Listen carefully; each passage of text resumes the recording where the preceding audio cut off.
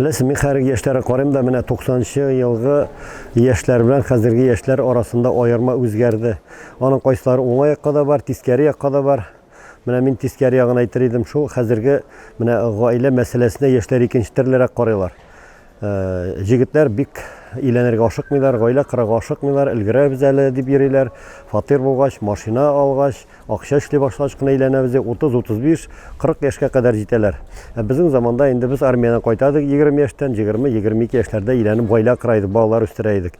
Менә бу бүгенге яшьләрнең иң теге кимчелекле тискәре ягы дип әйтер идем. Менә бу яхшы түгел бит, кеше гомере озак түгел. Ул 60-70 ел ясаса, аның инде 30-35 ел ярсы үткән була өйләнгән вакытта.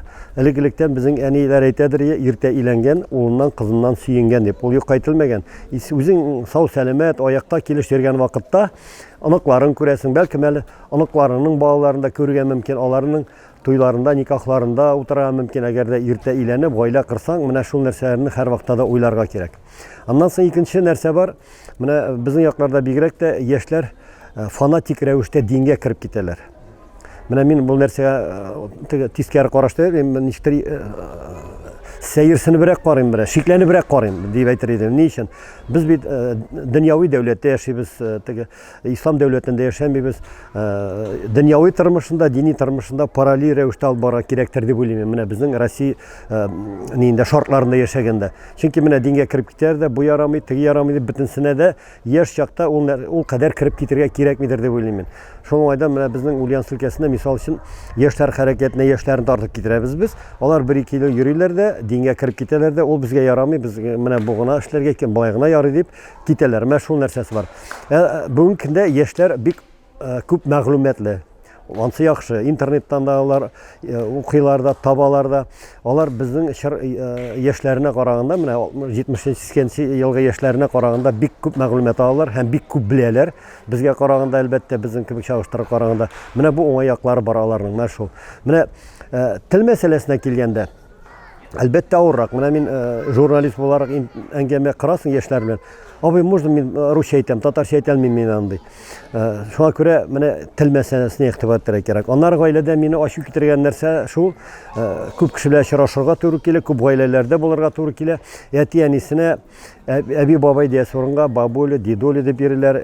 Әти-әни дигәнгә папа, мама. Хәтта шуның минем ачуым китерә, әтиләренә кайбер кешеләр, "Эй, батя" диләр, әтисен. Ну как это шул әти кешегә батя дип әйтәләр. Мен әти кеше булсам, авызга сугыр дип аны малайның ничек итеп мин уйламыйм, бер качан да уйлыйм, Казанда торган бер генә урысын да баласына әти-әни дип миңа дип әйттергән, җиргәнен наверное. Шуңа күрә ниндер милли горурлык булырга тиеш. Ни өчен без башка телдә үзебезнең исемебезне әти-әни дигән сүзне боздырып, мама, папа дип әйтергә тиеш. Телгә игътибар бирергә кирәк. Менә ул бик игътибар итеп бетермиләр тел мәсьәләсенә дә. Син ышанасыңмы? Син халкың тоткан диндәме? Нинди ул?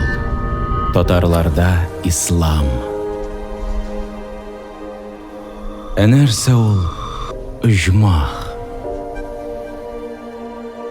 Җавабын эзләгез.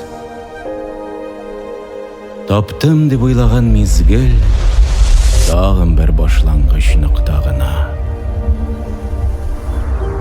Аның дәвамын бары синең ихласлыгың хәл итә.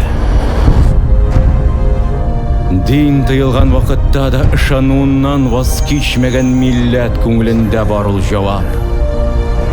10 гасыр буе меңнәр күңеле аша күчкән рухны безнең көнгә ялгаучыларның карашында бар ул җавап. Әмма син күтәрлекме ул? Хак юл эзләүче күңел нәрсә югалткан? Җавабын үзе генә таба алачак. Чөнки үз-үзенә сорауны ул үзе генә бирә ала. Үз-үзенә генә. Сиңа эндәшәм икән. Бу минем үзем сүткән йомгакның өчен адашып эзләвем.